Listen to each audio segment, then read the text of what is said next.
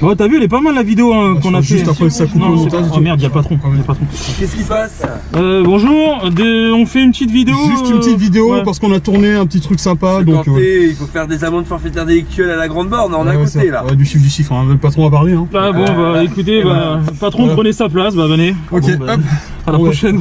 Ouais, bon, salut. Hop. Patron. Ah, vous avez compté, comment allez-vous? Merci patron. Bon courage pour l'opération.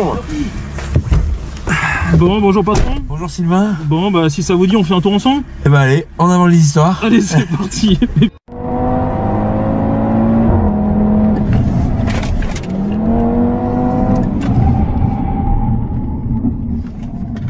Bah ouais.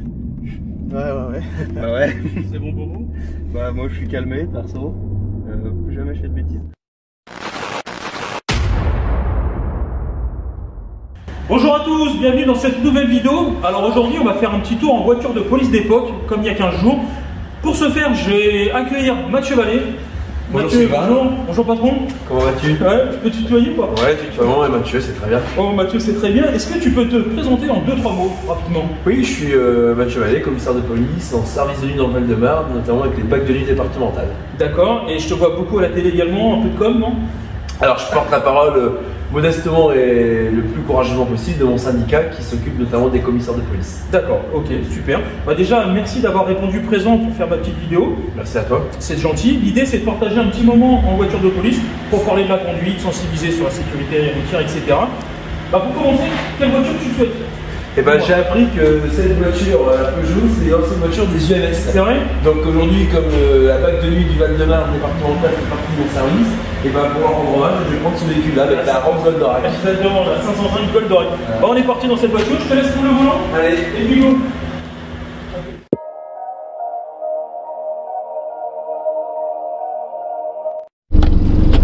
Ça filme ce que t'as dit? ouais, ça y est, je le que oui. Ouais. Pas besoin de checker, allez. Regarde quand même, mais. C'est jamais parce que si. Ouais, on a gagné. Ouais, grave. Ça filme? Ouais. Bon Mathieu, on est parti. Eh ben allez. Attends, je vais m'attacher. Attache-toi, la ceinture de sécurité, c'est vrai. Exactement. Ça va, c'est pas une vieille ceinture d'époque 2 points. J'avais quand même. Bah écoute, tu connais le coin ou pas du tout? Pas du tout. Mais écoute, roule. Eh ben partons pour une patrouille. Allez, c'est On parti. s'annonce à la station directrice. Exactement. TN 91. Ah, dis donc, elle en veut. Hein. Ah ouais, là. Elle est partie en patrouille. Elle est aussi motivée et déterminée que mes effectifs en bac de nuit départemental. Hein. Bah écoute, je prends la route que tu veux, droite, gauche. On roule 5-10 minutes. Et ben allez, c'est parti. Et au pire, j'ai Waze, hein, s'il faut. Ah, c'est vrai que maintenant on est moderne, hein, police 2.0. Exactement. Alors, je crois que c'est un sens interdit à gauche, Mathieu. Ah ouais, bah dis donc. Putain, ça commence bien. On voit mal, la signalisation est pas bonne. On enverra un mail à la mairie. Je sais pas si je le garde ou si je le coupe, ça. Bon, du coup, Mathieu, alors, dis-nous un petit peu plus. Qui es-tu? Donc, tu m'as dit commissaire, c'est ça?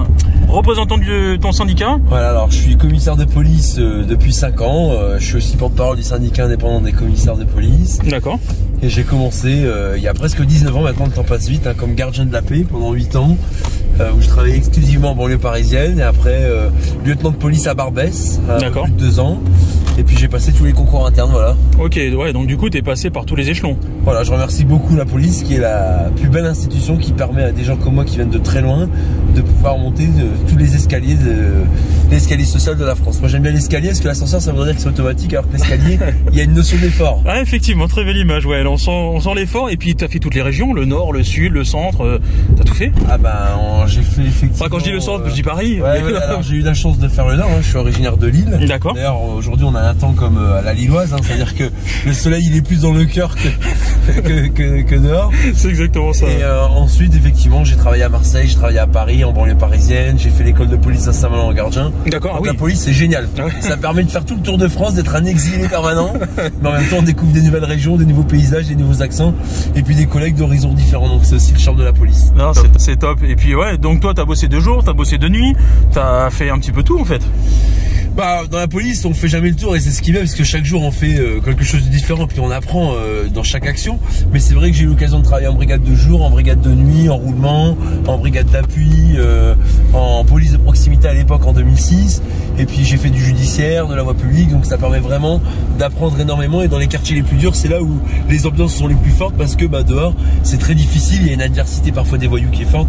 Donc ça crée des liens et ça crée des amitiés que seule la police permet. Bien sûr, bien sûr, bien sûr. Je te vois au quotidien à la télé notamment, et c'est vrai que tu défends énormément de choses dans l'intérêt des policiers, mais il y a aussi des sujets qui sont abordés par rapport à la justice, par rapport à plein de choses. Est-ce que tu as un sujet vraiment qui te tient à cœur ou tu te passionnes pour tout et tu veux... Bah, le sujet qui me tient le plus à cœur, ouais, c'est la justice. Moi, je suis pas contre les juges, mais je suis contre l'injustice. Et quand on a des policiers qui sont agressés, attaqués, voire fracassés par des voyous qu'on connaît que trop bien, et que malheureusement, il faut qu'ils passent 10 fois devant la justice pour qu'on ait une condamnation et qu'ils aient 10 condamnations pour une incarcération lorsqu'il y a des places en prison, et ben effectivement, je me dis que là, c'est injuste quand les policiers ne sont pas soutenus, défendus et que la justice n'est pas aux côtés de ceux qui nous protègent. D'accord. Et est-ce que tu penses réellement réussir à faire avancer un petit peu les choses avec toute la communication que tu fais, toute l'argumentation que tu fais? Tu sens une petite évolution depuis que tu as commencé un peu?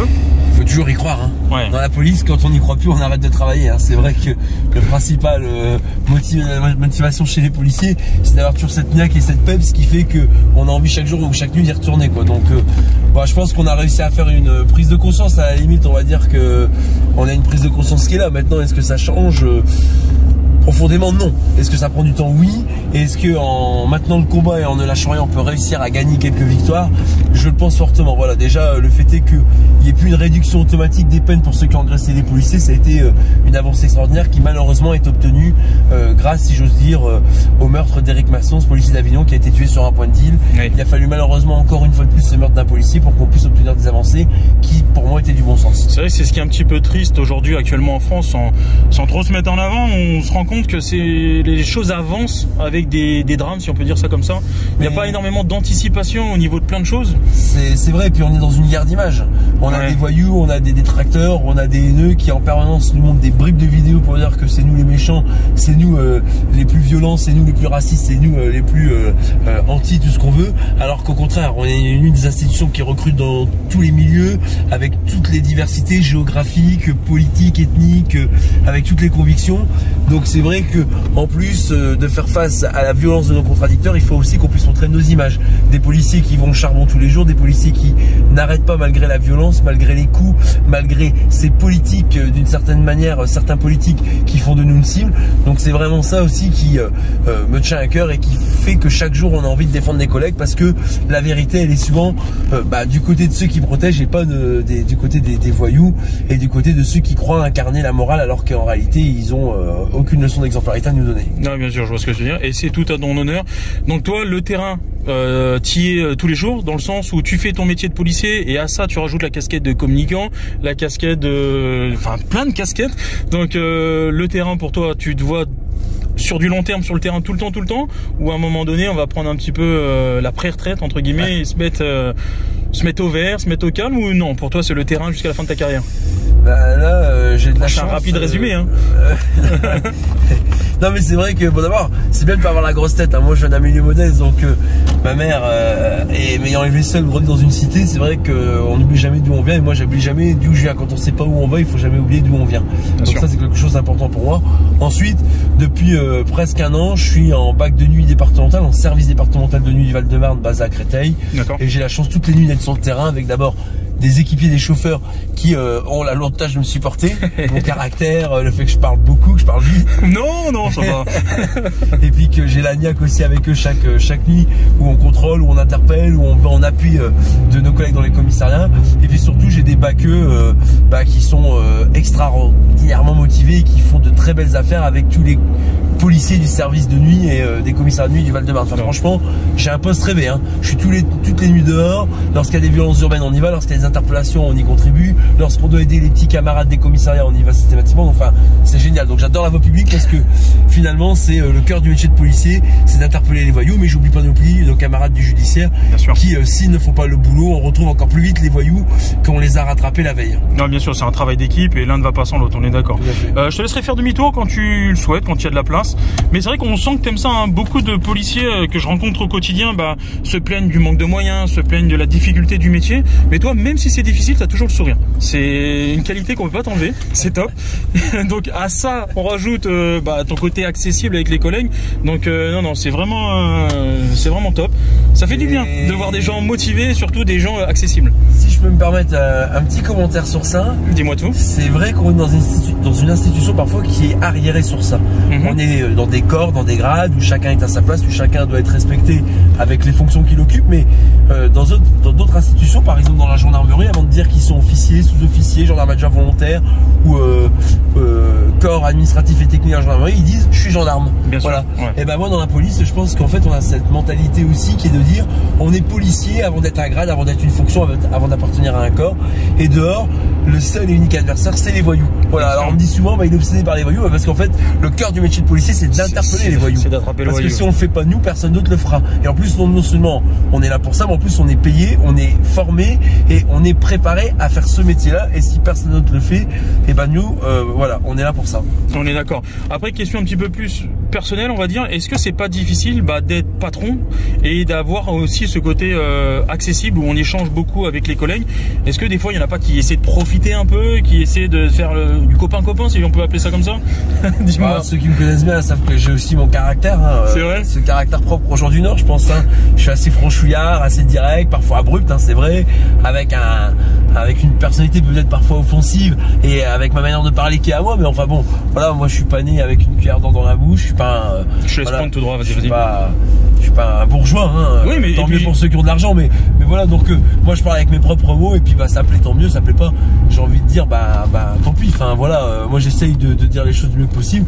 Et puis c'est vrai que parfois oui, est-ce qu'il y a des collègues qui peuvent profiter, est-ce qu'il y a des collègues qui peuvent avoir du mal à faire la part des choses ou peut-être à la limite, comme partout, comme dans toute profession, oui, bon, enfin c'est une minorité, c'est comme tout, je m'arrête pas sur ça et puis quand ça me gonfle, je le dis aussi. Ouais, c'est ce que j'allais dire. Ce qui est bien, voilà, c'est que c'est d'un côté pas la majorité, puis quand il y a un truc à dire, faut le dire. En y prenant les formes, oui ou non, en fonction de la personne. C'est dingue parce que quand on a un commissaire de police qui est proche de ses effectifs, qui aime son boulot et qui parle facilement avec les gens en ne regardant pas le grade, la tenue ou l'origine sociale ou géographique d'où il vient, c'est bizarre. Non, c'est le contraire qui devrait être bizarre. Mais je suis entièrement d'accord et c'est pour ça que tu aides à faire avancer les choses, même si tu t'en rends pas compte.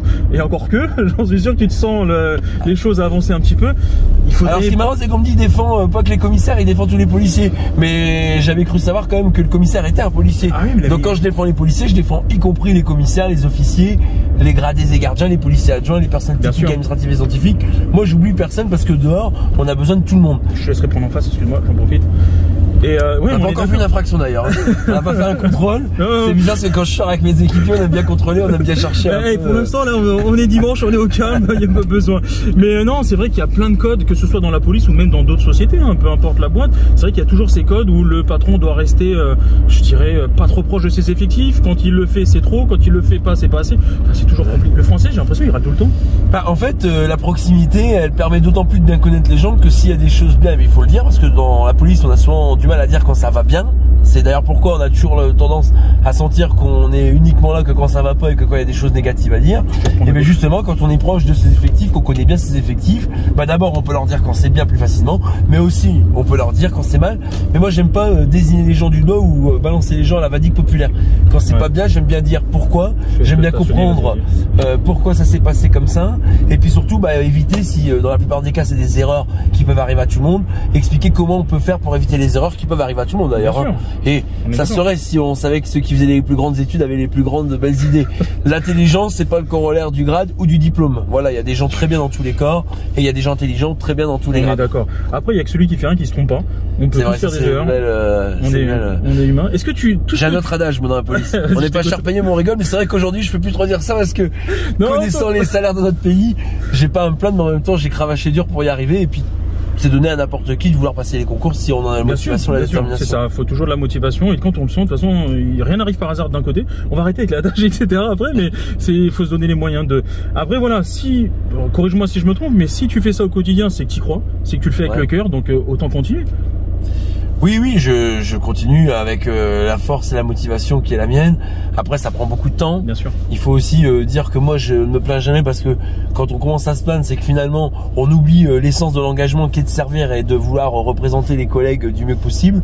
Et souvent, quand on rencontre des policiers blessés, on n'est pas loin de Viry-Châtillon. J'avais rencontré Vincent, le policier qui avait été brûlé à plus de 80% dans l'attaque d'octobre 2016 à Viry-Châtillon pour protéger cette fameuse caméra de vidéoprotection. Et ben, ça remet tout de suite les idées en place.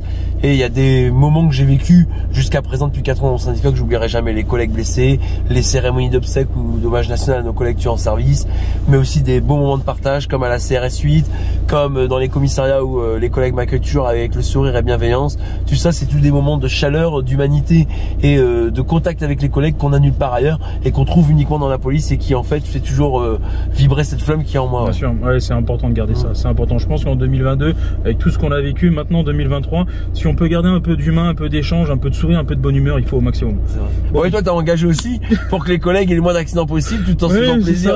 J'essaye. Alors, faut pas tout dire parce que c'est pas de la com officielle. Moi, je peux pas. Mais c'est pas grave, regarde. Mais ouais, tu connais mon combat. Voilà, on essaye comme ça, on essaye de cette façon de faire avancer les choses. Et puis, espérons que ça avance à nos deux niveaux, chacun à notre niveau. Mais pour un sujet qui reste principal, l'intérêt des collègues avant tout. Ok. Eh ben, c'est une belle conclusion ça. Bon, bah, merci pour ce petit tour. Je t'invite maintenant à rejoindre le bureau de l'association pour faire une petite analyse de ta conduite et te poser 2-3 petites questions. Ça marche. Allez, c'est parti. C'est parti. Allez Mathieu, installe-toi. Merci, on se croirait presque à l'IGPN. Et puis du coup là, c'est moi le patron. Hein. Ah ouais. C'est ma chaîne, je fais ce que je veux.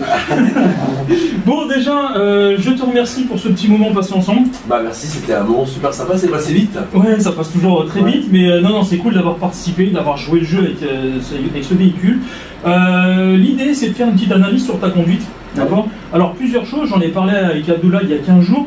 La première chose, est-ce que tu as pris le temps, quand tu es monté dans ta voiture, de régler, j'allais dire tes rétros, mais il n'y en avait qu'un, prendre le temps de régler ton rétro, regarder où est le klaxon, etc., ou pas? Non, je fais comme beaucoup de collègues, quand je prends mon véhicule, je monte dedans et en avant Guingamp, comme dirait l'autre. C'est vrai. Donc, attention à ça. Après, sur l'analyse, si je parle vraiment d'analyse, en général, je parle des mains et des pieds.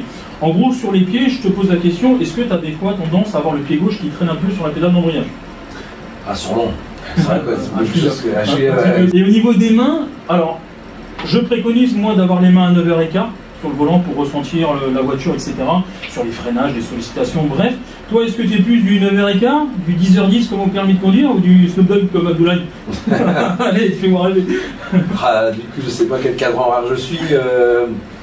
Non, les deux mains sur le volant, à peu près. Ouais, à peu près. Par contre, on sent que tu as bossé à la Ciotat. Ah ouais, le coude à la portière. Ah bon. Il y a les images. Les images. Donc, non, pas avec le même temps. Effectivement, il manque le temps. On a le temps du nord, mais le coude à la portière du sud. Donc, en tout cas, au niveau de la conduite, pas mal. D'accord. On est vraiment dans l'observation. Tu regardes un petit peu ce qui se passe autour, même si dimanche, il n'y a pas beaucoup de circulation. Toujours dans l'observation. Tu dors bien la nuit, non? Bah j'essaye, enfin le jour, du coup. Ouais, enfin du coup le jour, mais un radar, tu regardes partout, à droite, à gauche, donc non, on est beaucoup dans l'observation. Maintenant, en termes de technique de pilotage, on va pas en parler, c'était pas le but aujourd'hui de la vidéo. Je t'invite à venir sur circuit à l'occasion, si tu veux. Donc ça fait plaisir. Bah, déjà, si on va sur circuit, est-ce qu'il y a un véhicule qui te ferait plaisir? Qu'est-ce que tu as envie d'essayer? Je sais pas, on nous en parle depuis tout le temps, c'est tester les Alpines. Ah, les Alpines, ça c'est la gendarmerie. Ah bah je savais pas que c'était que les gens qui osaient les Alpines. Je sais pas, non, les Clio RS. Ah, mais on va se débrouiller, on va t'en Ah, ok, d'accord, ok. S'il n'y a pas le sticker gendarmerie police, c'est pas grave. Bah non, pas du tout. Moi, je parlais de la voiture en elle-même. Ah, d'accord. Je sais pas, vu que tu fais beaucoup de com, peut-être que tu voulais communiquer pour nos amis gendarmes. À l'époque, ils peuvent pas parler beaucoup, mais quand même. Ouais, c'est vrai, c'est vrai. Bah écoute, partons pour une Alpine sur circuit. Maintenant, une autre petite question. Tu as vu un peu ce que tu es une ancienne, la 505 d'aujourd'hui. Pour faire ta patrouille ce soir, du coup, vu que tu bosses de nuit, tu préfères prendre quoi, la 505 ou un véhicule récent? Bah, j'ai un 3008 la nuit, mais c'est vrai que la 505 avec la rampe Goldorak qui est aujourd'hui plus en mise dans la police, ça vend du rêve quand même. Ah, ça vend du rêve. Avec la sirène américaine, moi j'adore ça. Aujourd'hui, il n'y a que le SAMU qui a ça. Je rêverais qu'on ait ça sur la voiture de police. Moi je suis un gamin sur ça. Il faut écrire à ton patron, faire une demande pour le boss. Ah bah j'essaierai, mais déjà que je demande d'avoir des voitures neuves, c'est des voitures faciles. Alors en plus, si je suis exigeant avec des rampes Goldorak qui font une sirène américaine, je les ramènerai de New York quand j'y retournerai. Par rapport à ta carrière, tu m'as dit que tu avais évolué donc, de gardien de la paix officier à patron maintenant. Du coup, j'imagine que tu as fait plusieurs écoles de formation, plusieurs écoles de police. Ouais, j'envisage de faire un guide Michelin des écoles d'ailleurs, parce que j'ai fait l'école de police Saint-Malo, j'ai fait l'école de police Cadécluse et l'école de police à Saint-Cyr-en-Nord près de Lyon. T'as passé combien de temps en formation, du coup, des années quoi? Voilà, j'ai presque 10 ans de police et j'ai passé 4 ans et demi en formation. C'est vrai que c'est à chaque fois le passage obligé quand on a le concours, c'est de se retaper 1 an et demi, voire 22 mois, quasiment 2 ans de formation. Au final, t'as plus de potes de promo que de collègues au boulot. Les deux en général. On est d'accord. Et du coup, pendant ce temps de formation qui a duré un moment, est-ce que tu as abordé dans ton métier la formation à la conduite d'urgence? Quand je dis conduite d'urgence, en gros, c'est savoir rouler vite sur la voie publique avec tous ces dangers, etc. Est-ce que tu as abordé ça ou pas? Non, on a eu un expert en accidentologie qui nous a expliqué beaucoup de choses. Et par exemple, des mauvaises habitudes qu'on a de mettre par exemple le gyro, alors ça n'empêche pas qu'on le fasse pas, mais de ne pas mettre le gyro à l'intérieur parce que si on a un accident, et ben, c'est comptabilisé comme n'ayant pas été vu de la personne qui est. C'est hyper aseptisé à l'intérieur de la voiture. Exactement. Donc enfin voilà des choses basiques mais qui sont en fait le quotidien des policiers. Et ensuite, c'est un peu comme le tir en fait. Aujourd'hui, il y a des simulateurs virtuels. On aimerait bien aussi qu'il y ait des simulateurs de conduite pour pouvoir en fait se jauger et pouvoir faire les erreurs entre nous ou sur des machines plutôt que dehors lorsque malheureusement on veut faire un refus d'obtempérer ou on veut faire une interpellation de voyou ou bien on doit malheureusement utiliser l'arme pour protéger la vie des autres. C'est toujours mieux de s'entraîner avant parce qu'au mieux on s'entraîne avant, au mieux on agit même si ça part pas toutes les difficultés. En tout cas, ça permet de mieux s'y préparer. On est d'accord. Et travailler les automatismes, comment gérer, etc. On est d'accord. Alors les simulateurs, c'est bien, mais c'est vrai que sur un circuit ou même juste un parking, travailler les marches arrière, avec le réglage des rétros, mais non, il y a plein de belles choses à faire, donc on verra, peut-être que ça évoluera grâce à ce projet ou d'autres, on verra. C'est vrai que dans la police, comme tout est urgent, comme tout est pressé, comme on fait le tout venant, et ben à chaque fois il faut penser à tout, et malheureusement à vouloir aller trop vite, à vouloir tout faire, et à vouloir s'occuper de tout, malheureusement parfois on oublie des étapes essentielles, voire basiques, parce que évidemment on veut faire le cœur de métier qui est celui de protéger les gens. C'est ça, effectivement. Et du coup, en parlant de protéger les gens, est-ce que tu aurais un conseil à donner à notre public sur la conduite automobile? Alors soit l'équipement, soit la préparation, le conseil technique, ce que tu veux, le conseil que tu veux pour eux. Ah oui, il faut que les gens arrêtent de rouler à gauche, on fera en Angleterre, en France. À chaque fois que je vais au travail, à chaque fois que je vais faire des courses, à chaque fois que je vais chez des amis, que je vais quelque part, les gens roulent à gauche. Je me dis, on est à Londres. C'est fou, hein. C'est incroyable. Donc c'est vraiment le truc qui me fait c'est c'est vrai. Bon, peut-être que moi aussi j'ai peut-être ces défauts ou cette lubie là, mais non, c'est vrai que c'est quelque chose qui est assez marquant en France, c'est que les gens roulent à gauche. Je me dis peut-être qu'il faudrait qu'on roule à droite. Comme ça, il faut inverser les choses. D'accord. Bon, je m'attendais pas à ce conseil, mais écoutez, arrêtez de rouler à gauche. Écoutez, monsieur Vallée, arrêtez de rouler à gauche. Je sais pas si je suis le meilleur conseil. Mais écoute, on prend tous les conseils. Tout est bon à prendre. Merci beaucoup. Merci beaucoup pour ton temps encore une fois. Et je te dis à très bientôt et puis à bientôt sur le circuit. Et merci pour ce que tu fais. Merci beaucoup, c'est gentil. À la prochaine.